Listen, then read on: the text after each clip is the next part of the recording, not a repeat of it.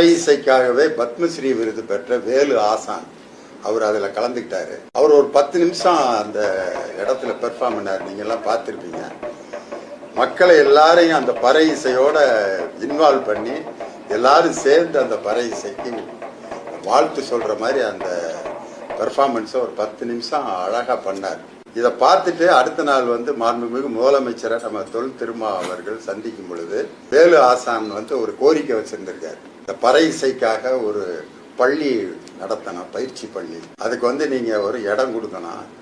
வேலு ஆசான் பத்மஸ்ரீ விருது வாங்கியிருக்காரு. இவ்வளவு ஒரு அருமையான ஒரு ட்ரெயினரை நம்ம பயன்படுத்தணும், இந்திய அரசே அங்கீகரிச்ச ஒருத்தரை நம்ம பயன்படுத்தணும் அப்படின்னு சொல்லி கேட்ட உடனடியாக மாண்புமிகு முதலமைச்சர் மதுரை பக்கத்தில் இருக்கக்கூடிய வளையங்குளம் அப்படிங்கிற ஒரு இடத்துல ஒரு இடத்தை உடனே அதை தேர்வு செஞ்சு அந்த பயிற்சி பள்ளிக்காக வழங்கியிருக்காருங்கிற ஒரு நல்ல செய்தி அந்த நேரத்தில் சொல்றேன்.